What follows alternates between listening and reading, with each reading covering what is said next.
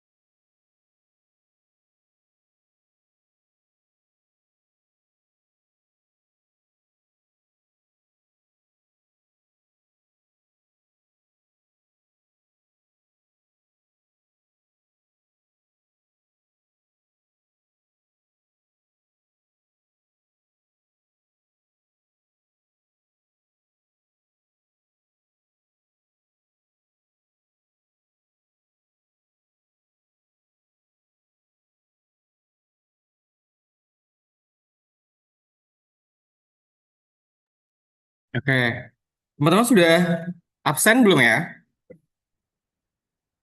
Udah, Pak. Udah ya. Oke.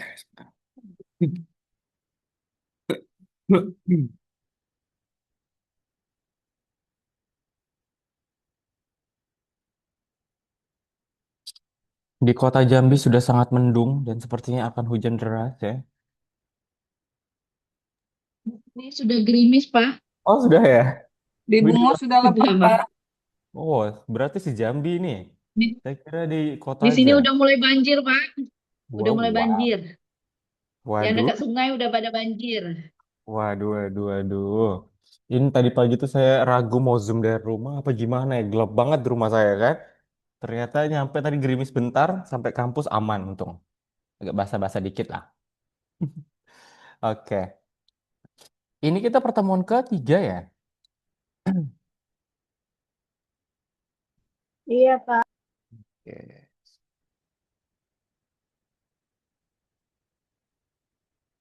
Sama dosen lain juga pertemuan ketiga. Sama ya. Oke, tapi nggak apa-apa. Ini materinya pertemuan ketiga dan keempat ya.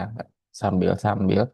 Karena waktu kita cuman 1 jam, jadi saya akan coba maksimalkan untuk materi pertemuan ketiga dan keempat harusnya ini. Nggak apa-apa. Oke, hari ini mau tidak mau, suka tidak suka, teman-teman yang berprofesi sebagai tenaga kesehatan itu memang harus mampu berbicara di depan umum.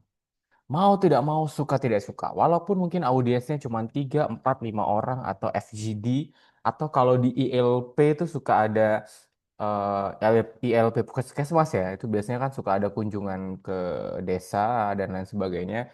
Pasti akan ada edukasinya di sana. Nah, maka daripada itu, di sini ada tulisan kehadiran di panggung, bukan berarti harus di panggung yang besar, tetapi juga di lingkup terkecil itu termasuk panggung gitu ya.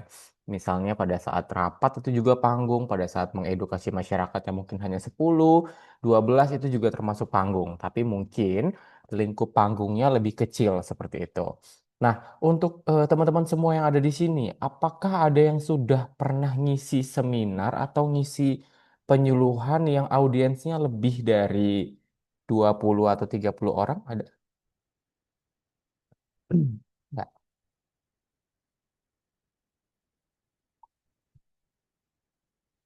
Terutama mungkin yang kerjanya di puskesmas atau di rumah sakit atau mungkin waktu kuliah dulu pernah diundang sebagai pembicara atau ahli untuk membicarakan sesuatu yang berbau tentang obat-obatan atau yang lain-lainnya. Yang audiensnya lebih dari 20 orang misalnya. Tidak ya, Bu Erin pernah? Dulu, Pak, tapi sekarang nggak pernah lagi turun. Kalau dulu pernah turun ke lapangan, itu zaman mungkin 7 tahun, 8 tahun lalu, turun ke sekolah, Pak, ke SMP, ke SMA, Oh. penyuluhan Oh. tentang nafza, psikotropika, narkotika, Hmm. gitu, Pak. Oke. HIV Berarti AIDS. pernah ya? Tapi sekarang nggak turun lagi, Pak. Sekarang nggak Oh, ada turun oke. lagi. Turun lagi. Oke. Kalau Mbak Rati pernah Belum melakukan pernah, Pak. belum pernah ya? Yang lain Mbak Waldani mungkin Bu Waldani pernah kah? Sama Pak dengan Bu Erin. Dulu pernah Pak Belum ke pernah ya. SD, ke Oh. SMP. Cuman sekarang karena kita orang apotek ini, orang farmasi jarang diajak turun Pak. Dianggap Hmm. nggak penting. Hmm. Padahal penting banget ya. Betul Pak. Penting banget. Jadi buat semuanya mungkin ada yang mau sharing atau tidak ada? Oke, mungkin teman-teman yang kerja di puskesmas pasti pernah ke sekolah-sekolah, terus kemudian mungkin pernah ke desa dan lain sebagainya. Ternyata untuk farmasi ini itu adalah salah satu apa ya? Saya bisa bilang salah satu SDM yang sangat penting untuk mengedukasi masyarakat, terutama obat-obatan. Karena banyak sekali masyarakat itu yang keliru. Ya termasuk mungkin saudara saya atau ibu saya sendiri gitu ya. Kalau simpan obat sirup itu selama tanggal kadaluarsanya belum habis dan sudah terbuka sekian bulan itu dianggapnya masih oke-oke aja gitu kan. Dan semua obat sirup taruhnya di kulkas gitu. Jadi saya sampai kadang-kadang nemuin di kulkas bukan makanan malah ketemunya obat-obatan adik-adik saya lah, pas segala macem gitu ya. Jadi ketika kita sudah mengedukasi beberapa mungkin langsung berubah itu susah, tapi paling tidak kita kasih tahu ke mereka ternyata untuk obat yang sifatnya cairan yang sudah dibuka itu ya, itu ada masa kadaluarsanya tidak mengikuti lagi tanggal kadaluarsa yang ada di botol, begitu ya kalau tidak salah. Benar ya? Iya, betul, Bapak. Betul ya. Nah, Kalau apalagi penyimpan selama antibiotik. 1 bulan itu sudah terlalu lama, Pak. Yes, betul. Jadi apalagi kalau dia antibiotik Mm-mm. ya Bu ya, antibiotik yang dicampur air itu. Itu kalau nggak salah bertahannya berapa hari ya? Iya, itu harus 7 hari. tujuh Tujuh hari, hari Pak. kan? Nah, habis itu kan harus Iya. dibuang gitu ya. Dan itu juga harus dihabiskan dan lain sebagainya. Terus ini yang menjadi apa ya? Bisa dibilang tidak semua masyarakat desa tuh paham dan tahu. Ya, karena selama ini mungkin mereka taunya ya tanggal kadaluarsanya masih ada, ya sudah pakai aja gitu ya. 3 bulan lagi mungkin masih disimpan simpannya gitu ya. Terus kemudian yang lucunya lagi saya sering melihat ada orang jual obat sakit gigi yang isinya 3 kayak di plastik-plastikin bungkus merica itu loh. Di warung-warung dekat rumah saya tuh ya banyak. Dan itu tuh jadi konsumsi dari mulut ke mulut. Aku minum itu sembuh loh. Coba kau minum itu. Ternyata pada saat tak saya cek gitu ya, walaupun itu apa namanya polosan gitu, kebayang itu bungkusnya kayak bungkus merica, terus polosan, dan ternyata di situ ada antibiotiknya, guys. Jadi itu wah wah ini serem banget gitu ya. Jadi bisa saja mungkin 5 atau 10 tahun ke depan orang-orang resisten di Indonesia ini akan banyak sekali karena mau tidak mau, suka tidak suka, kita melihat fenomena di masyarakat tentang konsumsi obat ini ternyata banyak salahnya gitu. Nah, maka daripada itu, ketika Bapak dan Ibu sekalian atau teman-teman sekalian melakukan sebuah penyuluhan, ya, kita akan ngebahas merujuk kepada bahasa tubuh dan kehadiran di panggung, maka ini penting untuk dilakukan kepada masyarakat. Ya, jadi biar masyarakat tahu dan paham. Ternyata apa namanya? Penggunaan obat, penyimpanan, dan lain sebagainya ini sangat-sangat penting untuk diperhatikan. Mungkin teman-teman mahasiswa ngerasa, ah, sepele itu simpan obat ajanya, terus sepele itu antibiotik ajanya, gitu. Tapi ternyata untuk masyarakat pada umumnya itu tidak sepele. Mereka kebanyakan sangat tidak tahu, gitu ya. Nah, maka daripada itu, kehadiran teman-teman sekalian untuk menginisiasi melakukan suatu edukasi itu sangat penting. Nah, terus kemudian hari ini dan juga besok ini karena akan saya rangkum menjadi 2 kali pertemuan karena kalau 1 kali pertemuan sepertinya tidak cukup. Apa yang akan kita pelajari? Yang pertama kita akan ngebahas tentang kekuatan komunikasi nonverbal. Ya, komunikasi verbal, nonverbal. Nah, apa itu? Nanti saya coba tanya. Ternyata kekuatan komunikasi nonverbal itu bisa memahami dampak 50% dari bahasa tubuh. Terus kemudian postur sang juara.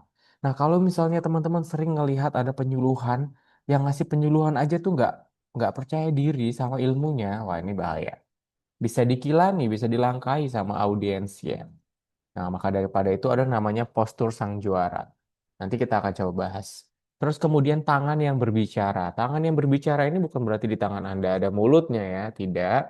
Tapi kita menggunakan gestur, yang efektif dan juga natural. Jadi ternyata tangan ini sepenting itu untuk bisa memberikan suatu ekspresi gitu terhadap audiensi Anda.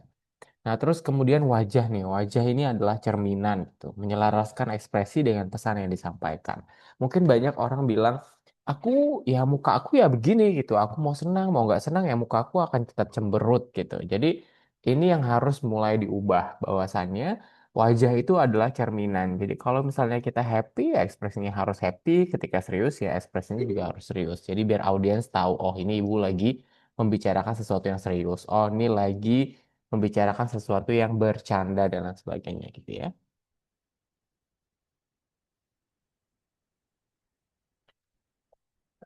Oke, lanjut. Kita akan ngebahas tentang komunikasi nonverbal dan dampaknya. Di sini ternyata kekuatan kata-kata atau verbal, kata-kata atau verbal ini adalah pesan yang saya sampaikan. Ini saya lagi ngomong. Bahan omongan saya itu adalah kata-kata. Dan ternyata ini pengaruhnya terhadap Anda itu hanya 7% saja. Oke, lanjut ada 38%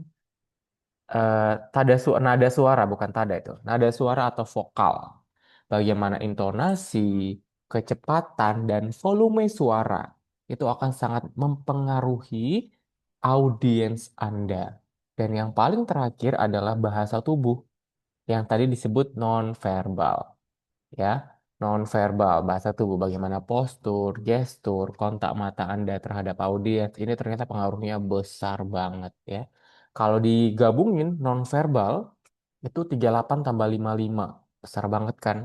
Hampir 93% itu pengaruhnya dari non-verbal. Nah, kenapa ini bisa terjadi? Ada yang bisa menjelaskan kenapa sih orang bisa mengerti sesuatu itu ternyata bukan karena kata-katanya atau isinya, tapi karena vokalnya, karena bahasa tubuhnya, karena ekspresinya, itu ternyata yang sangat berpengaruh terhadap orang bisa mengerti atau tidak. Ada yang bisa kasih penjelasan? Ibu-ibu tenang ya, teman-teman sekalian. Kalau kasih penjelasan, pasti saya kasih nilai. Tenang saja. Ya, silakan. Kenapa nonverbal seperti nada suara, vokal, dan bahasa tubuh ini menjadi pengaruh yang paling penting untuk mempengaruhi orang lain di luar dari kata-kata. Artinya kan walaupun dosen kita atau guru kita menjelaskan 100 kata tanpa ekspresi ya, tanpa ekspresi, hanya baca aja dia, terus nggak ada bahasa tubuh, vokalnya juga flat aja dia gitu ya. Itu ternyata ngebuat Anda tuh sebenarnya tidak mengerti sama sekali. Berbeda mungkin dengan dosen yang lain atau guru yang lain menyampaikan informasi, ada ekspresinya, ada bercandanya, suara vokalnya ada naik, ada turun, terus ada gerak-geriknya gitu ya. Itu membuat audiens lebih mengerti. Kenapa bisa seperti itu? Kan? Mungkin lebih menarik, Pak. Tidak monoton sama eh, kita jadi mau mendengarkan gitu, Pak. Apa yang membuat pengen mendengarkan? Karena menarik tadi ya. Iya, Pak. Oke, terima kasih Mbak Septiani. Yang lain, kenapa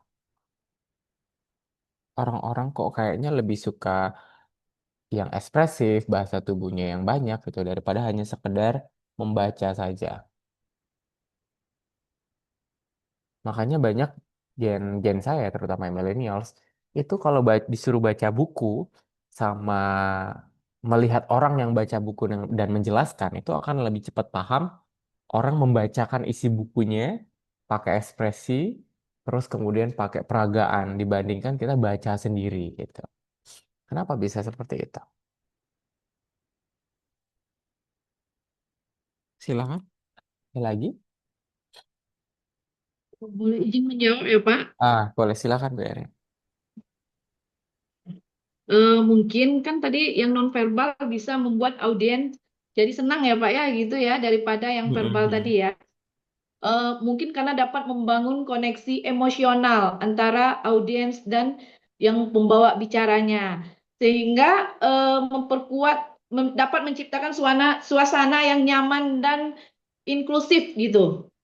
Mhm. Yes, good. Gitu, Ya, gitu, gitu. betul. Betul, betul, Bu. Jadi Ibarat tuh ternyata membangun emosionalnya, Pak. betul banget. Jadi ternyata membangun emosional itu jauh lebih penting daripada hanya sekedar transfer ilmu, teman-teman.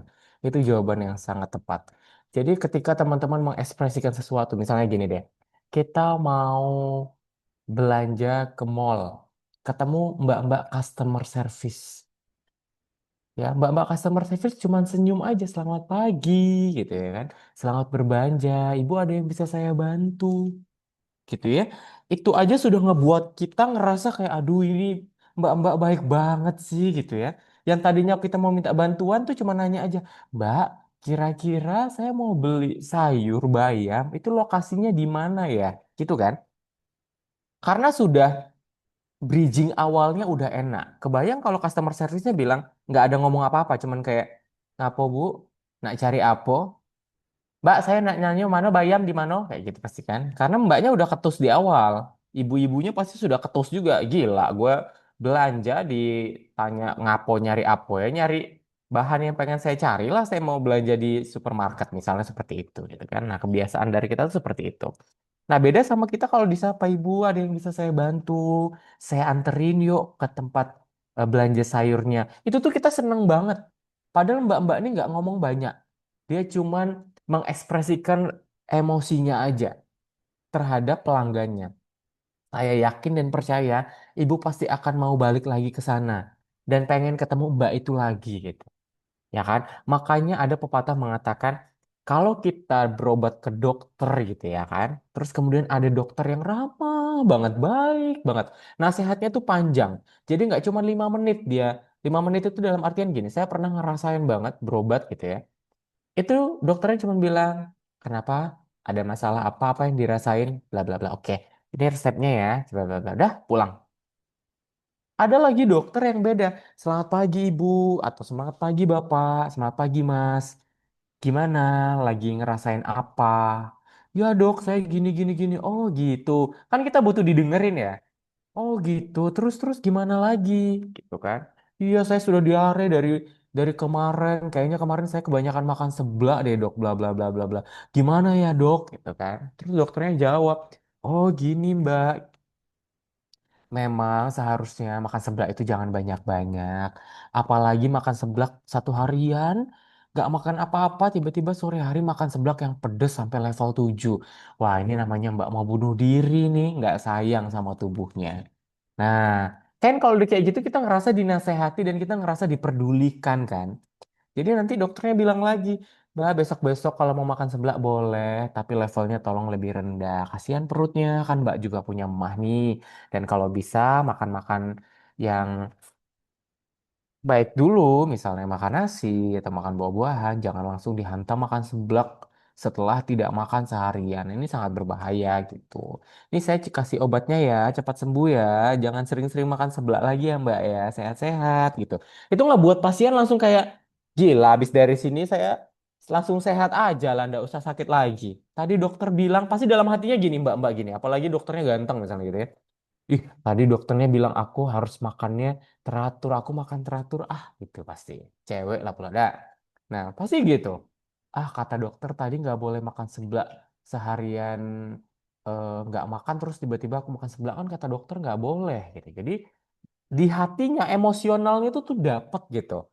Feel-nya itu berasa gitu. Beda sama orang kalau dinasihatin dimarah-marahin tuh pasti nggak masuk ke otaknya. Apalagi pada saat dia lagi di posisi tidak baik-baik saja. Nah, itu makin kesal.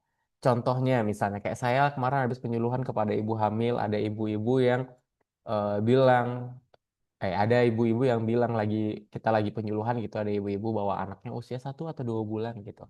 Terus bidannya nanya, Bu, gimana anaknya? ASI eksklusif? Enggak, Bu. Loh, kenapa? Kata Bu bidannya kan. Bu bidannya udah sangat soft spoken. Jarang banget saya ketemu bidan soft spoken kayak ibu ini gitu ya. Partner saya barengan penyuluhan soalnya. Kenapa nggak full ASI? Iya, ASINya sedikit. Oh, tuh ada tekniknya yang salah. Sini sini sini saya bantuin, kata bidannya. Nih, saya ajarin ya, gini gini gini gini gini gini. Jadi harus harus percaya diri ya, Mbak, untuk kasih ASI karena ternyata nggak ada ASI yang kurang. Mungkin ibu aja ngerasa ASINya kurang karena bayi itu kan butuh minum ASI nggak langsung 1 gelas toh. Orang lambungnya juga masih kecil banget. Ya, jadi yang paling diperbaiki itu adalah janda. Yang perlu diperbaiki itu adalah makanan ibunya. Ibu nggak boleh stres, ibu harus pede. Ternyata tahu nggak? Bukan karena itu, karena mertuanya. Itu ternyata. Iya bu, mertua saya sama mama saya bilang anak saya ini congok, anaknya lanang pula dah. Jadi kurang dia, jadi ditambahin lah support di mix sama air susu ibu. Mulailah. Yang kena omel bukan ibunya. Siapa yang kena omel? Mertua kesini sama siapa? Sama ibu saya. Pas ada ibunya. Langsung kena panggil sama Bu Bidan kan? Bu, udah boleh gitu. Langsung. Jadi yang dimarahin bukan ibunya. Yang dimarahin adalah si ibu dari si ibu yang menyusuin yang tadi, gitu. Jadi si ibu yang menyusui ini merasa terbela, dibela, disayang gitu kan. Sehingga dia ngerasa oh ternyata selama ini salah ya gitu. Dan terus kemudian si ibunya kenapa harus ditegur? Karena dia sumber masalahnya gitu ya.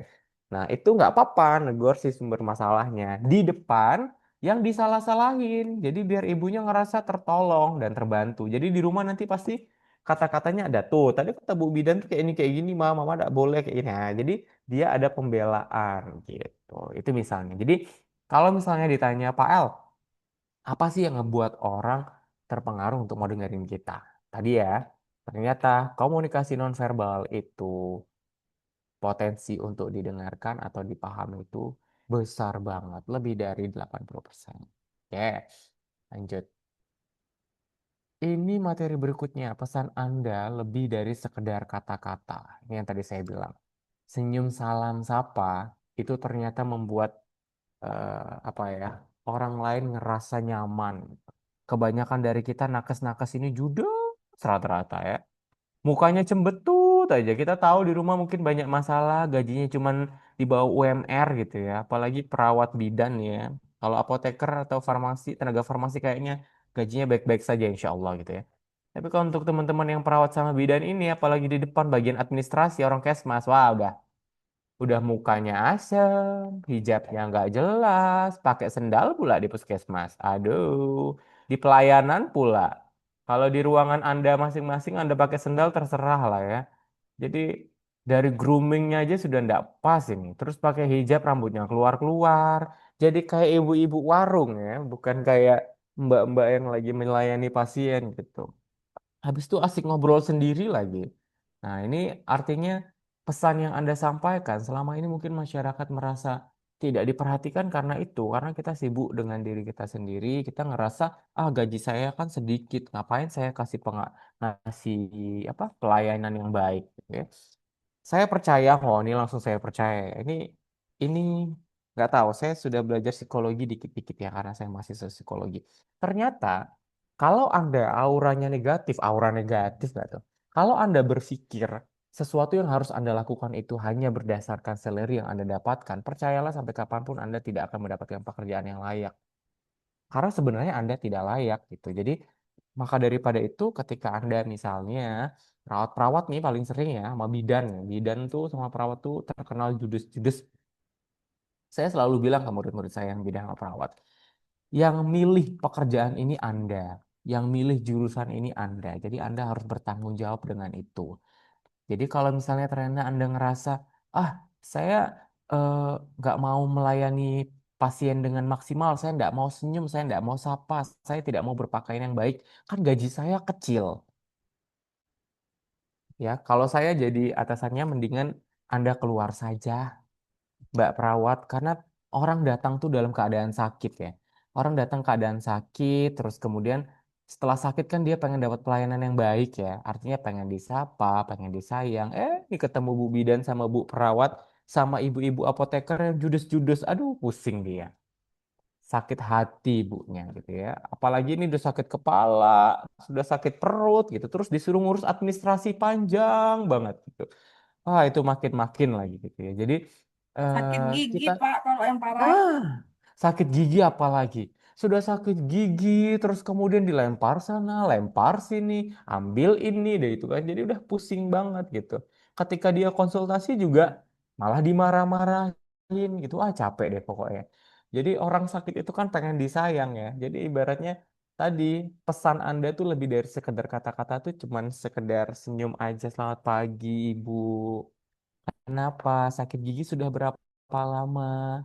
Nah, jangan kata-katanya begini nih sering nih dengar eh, apa namanya perawat gigi atau mungkin dokter gigi lah.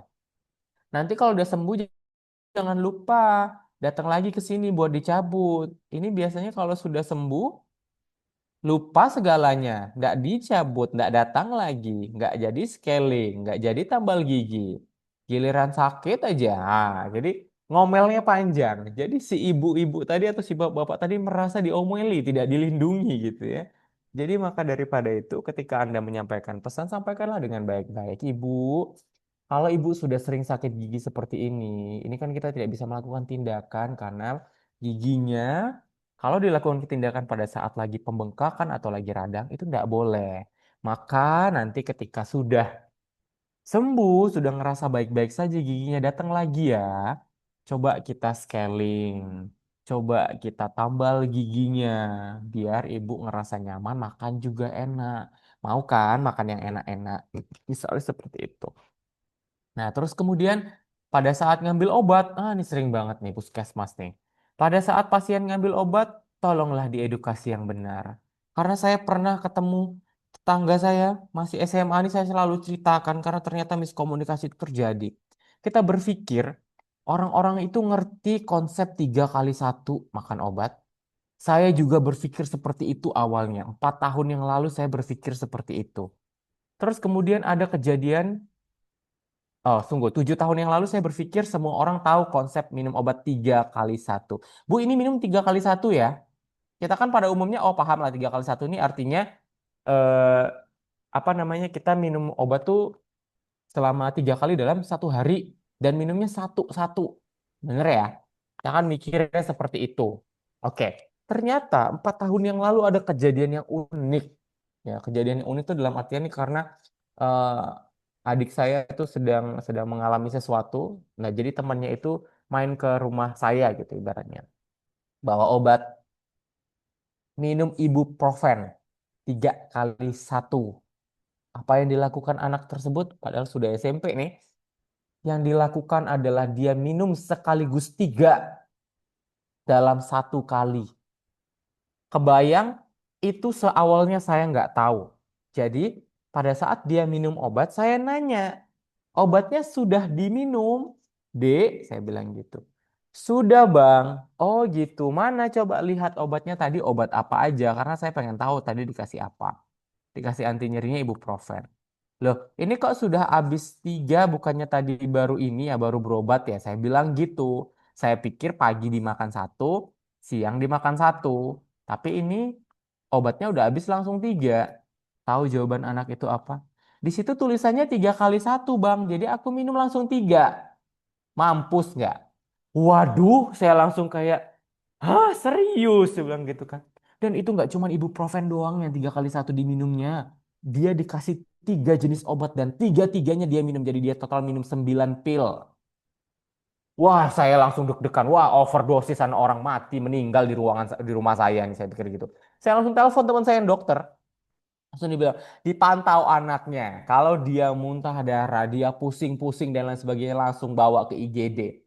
Jadi saya bilang, kamu ngerasain ada apa-apa nggak gitu kan? Oh, nggak ada, bla bla bla. Saya langsung beliin susu beruang kan, karena apa namanya untuk netralisir biar obat nggak masuk apa segala macam. Karena ada antibiotik juga kalau nggak salah, deh, saya lupa. Pokoknya ada 3 jenis obat, satunya vitamin. Oke, habis itu saya minum susu beruang, saya suruh minum, bla bla bla bla bla bla bla. Saya nanya sama anaknya, saya interogasi terus kan. Gimana? Kamu rasanya gimana? Pusing nggak? Pengen muntah nggak? Gitu kan?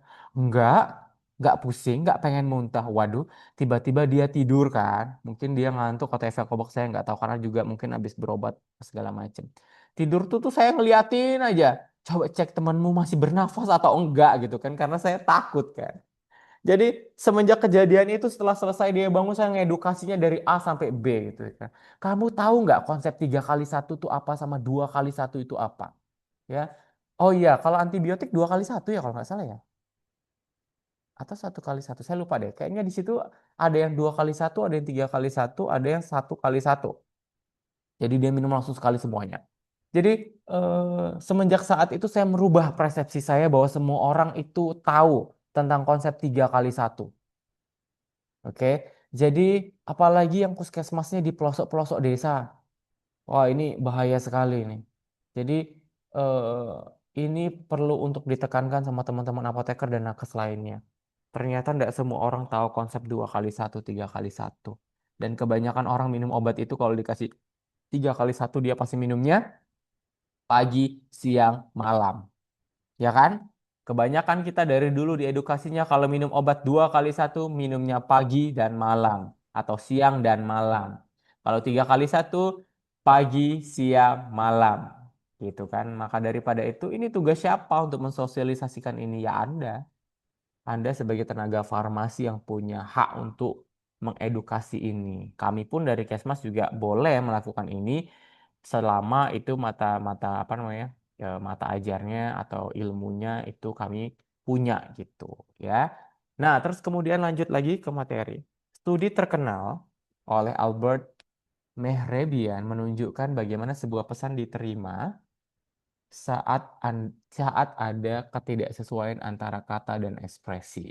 Ya, misalnya gini, pasti dosen kalian sering tuh kalau dulu waktu kuliah mungkin lagi D3.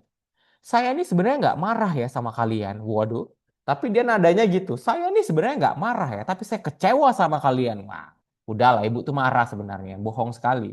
Tapi kalau nadanya dibalik, oke, saya sebenarnya nggak marah sama kalian, tapi mungkin saya sedikit kecewa. Percaya kita kalau dia nggak marah kalau ngomongnya gitu ya. Karena bahasa tubuh, vokal itu tuh mempengaruhi gitu. Jadi pada saat dia bilang, apalagi cewek-cewek ini ya, kalau lagi berantem sama cowoknya, waduh, langsung ya. Kamu marah ya sama aku? Enggak, aku tuh nggak marah sama kamu. Kamu pikir aja sendiri. Waduh, udah kita disuruh mikir, sakit kepala kita apa salah kita nih kan? Jadi ternyata setelah saya kenal hampir banyak teman-teman cewek saya ternyata sama aja gitu ya. Kamu pikir sendiri gitu. Aku tuh nggak marah sama kamu, tapi matanya melotot gitu kan. Terus sambil bilang kamu pikir sendiri. Waduh, ini kata-kata andalannya ya. Ternyata bahasa tubuh itu mempengaruhi. Terus kemudian lawan bicara Anda apakah percaya? Tidak. Jadi pas dia bilang saya tidak marah, tapi dengan ekspresi yang matanya melotot dan mukanya merah, artinya dia marah sebenarnya. Ya, makanya bahasa tubuh, gestur, kontak mata itu sangat-sangat penting. Oke. Terus kemudian yang tadi nada suara atau vokal. Bagaimana intonasi, kecepatan, dan volume suara Anda itu penting untuk diperhatikan. Ya. Terus yang terakhir adalah kata-kata. Kata-kata ini adalah sebuah makna atau misalnya isi dari apa yang pengen Anda ceritakan. Jadi audiens itu ternyata lebih percaya pada apa yang mereka lihat daripada apa yang mereka dengar. Ya, jadi makanya orang-orang itu lebih cepat masuk kalau ada prakteknya, biasanya ya, dibandingkan hanya verbal seperti ini aja. Saya yakin materi minggu lalu pada saat Anda latihan A, I, U, E, O, itu pasti Anda terngiang-ngiang. Ngapalah Pak Elsarun ini nyuruh saya A, I, U, E, O, suruh nyanyi A, I, U, gitu. Tapi insya Allah itu bisa teringat di kuping Anda bahwasannya, oh ternyata kalau mau jadi pembicara publik atau menjadi seorang public speaker itu nggak mudah ya. Harus vocalizing dulu ya, harus latihan vokal juga ya ternyata gitu. Ya. Oke. Ini ada catatan, tekanan. Tekankan bahwa aturan yang paling relevan saat membuat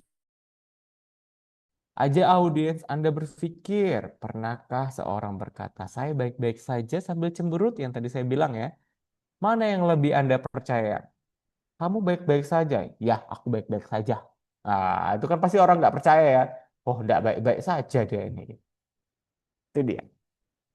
Oke. Lanjut berikutnya. Postur tubuh. Postur tubuh yang menunjukkan kepercayaan diri adalah sebuah pondasi kepercayaan diri Anda. Postur tubuh adalah sinyal pertama yang diterima audiens tentang Anda. Ini seperti yang ada di contoh. Pada saat Anda pegang mic, coba boleh pegang pulpen atau botol minum di sebelahnya, Mbak-mbak sekalian. Coba pegang pulpen. Nah, kalau Anda berandai-andai ini adalah sebuah mic, tunggu, ini saya masih blur video. Enggak blur sebentar. Oke. Ini saya sedang pegang spidol, sedang pegang pulpen. Anggaplah ini sebuah mic. Coba boleh pegang pulpennya masing-masing? Atau botol minum boleh? Nah, jadi ternyata cara pegang mic yang benar itu yang dipegang di area tengahnya, ya, bukan di area kepalanya ditutup. Kan biasanya suka nutup area yang paling atas ya, itu enggak boleh. Suara Anda jadinya mendem. Nah, makanya pegangnya di bawah, di dekat ada pengaturan volumenya mati hidup tuh. Dan jangan terlalu ujung, kalau terlalu ujung goyangnya nggak oke. Jadi pegangnya di tengah-tengah ya, di bagian gagangnya seperti ini. Oke, seperti ini. Nah, pada saat Anda berbicara, pastikan mic ini tidak menempel di bibir Anda atau di dagu Anda. Tapi memang bisa kelihatan muka Anda kelihatan, terus kemudian mic-nya tidak menempel, jadi suaranya nggak kayak mic RT lagi yasinan. Bzz, bzz, bzz, bzz, bzz, kayak gitu. Oke, itu ya. Jadi pengaturan cara megang mic itu ternyata ada tekniknya, nggak sembarangan. Kecuali mic-nya nih mic jadul yang memang kalau nggak dipegang kenceng itu dia goyang-goyang, nah, itu lain cerita. Ya. Seperti yang dicontoh nih, ada mas-mas lagi megang mic pakai jas. Nah, itu maksudnya. Jadi di area tengah-tengahnya. Sebenarnya ini kurang ke bawah sedikit. Sedikit aja. Gitu ya. Bukan nggak boleh nempelin mic di bagian dagu. Tapi ini mic kan habis dipegang, habis kena muncratan ludah ribuan orang gitu ya. Saya pernah dulu, waktu saya capek MC, saya tempel-tempelin di sini. Ujung-ujungnya di sini area dagu saya gatal-gatal. Ya kan. Jerawatan dagu saya langsung. Bibir juga pernah begitu karena mic-nya ditempelin di bibir. Nah, ini artinya kan untuk kesehatan juga nggak baik. Terus kemudian untuk produksi suara juga sebenarnya kurang oke. Gitu kira-kira teman-teman. Oke, apa yang harus dilakukan atau do? Apa yang harus dihindari atau don't? Do and don't. Yang pertama yang harus dilakukan adalah berdiri tegak. Ini pada saat Anda sedang zoom seperti ini juga yang diperhatikan, coba bahunya tegak lurus. Oke, bahu rileks dan ditarik sedikit ke belakang. Yang ngebuat orang nggak percaya diri itu kan karena auranya membungkuk ya. Terkesan kayak dia bukan siapa-siapa. Padahal tinggal diangkat aja bahunya. This is me, gitu ya. Terus kemudian kaki dibuka selebar bahu, bukan dikangkang-kangkangin ya. Ya. Jadi bukanya selebar bahu, artinya selebar bahu Anda, segini bukanya. Oke, ini menunjukkan kalau Anda memang percaya diri dan posturnya siap untuk berbicara. Oke, terus kemudian jangan pula kakinya ditutup, dirapetin gitu. Kalau Anda rapetin begitu, Anda berdiri 5 menit aja atau 3 menit aja, Anda pasti akan goyang ke depan, mundur ke belakang, goyang ke depan, mundur ke belakang. Pasti gitu. Nah, makanya mulai sekarang ketika Anda dipanggil untuk berbicara di depan umum, oke sih, Mbak. This is my mic. My posture is like berdiri dengan bagus. Kaki dibuka ya, selebar bahu. Terus kemudian dagu sedikit diangkat. Bukan gini ya, wah ini sombong nih, ngapa dikein kan? Bukan. Dagu sedikit diangkat itu maksudnya adalah jangan turun begini, tapi seperti ini. Terus kemudian pandangannya lurus ke depan. Jangan lihat atas, lihat bawah, kiri, kanan, matanya jelalatan. Karena lagi panik. Orang kalau panik pasti matanya ke atas. Pada saat ngobrol dia kayak begini nih, saya contohin. Eh, menurut saya, nah kayak gitu-gitu. Itu kelihatan banget kalau dia nggak confidence. Jadi matanya harus tetap ke depan, gitu ya.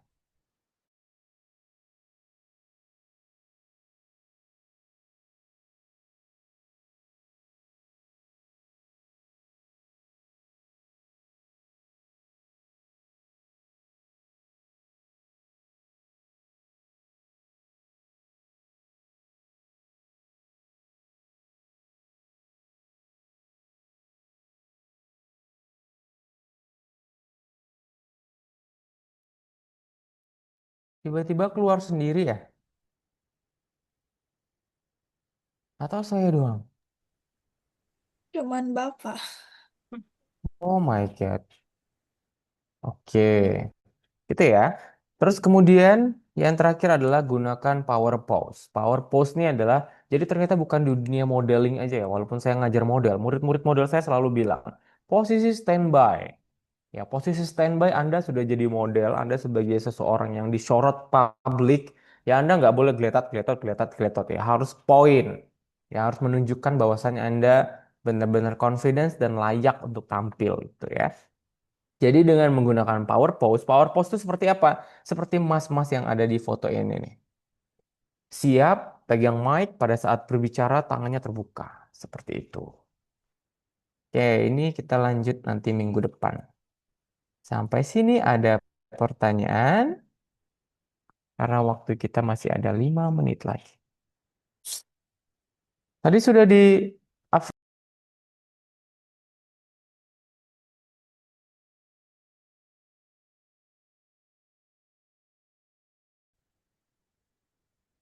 wah ini Sinyal saya kan jelek. Oke, materinya untuk yang minggu ini sudah selesai. Nanti minggu depan lagi kita lanjut. Sampai sini ada pertanyaan. Untuk ketua kelas boleh di screenshot ya buat di absen lagi.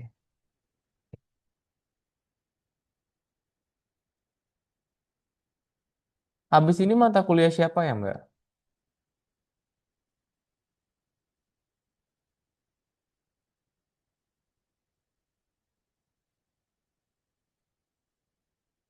Wah, tadi masukin absennya telat ya, 842 ya.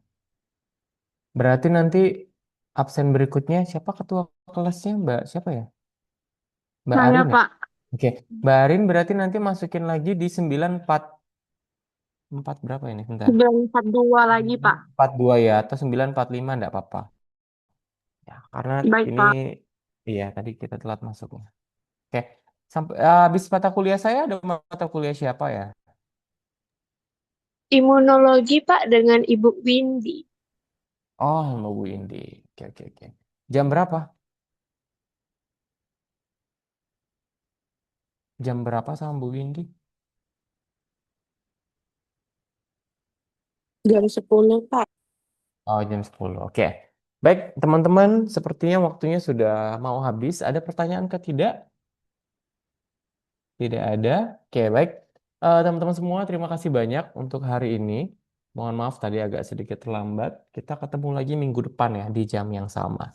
Oke, itu aja. Sehat-sehat buat semuanya. Jangan lupa bahagia dan jangan lupa senyum-senyum banyak-banyak.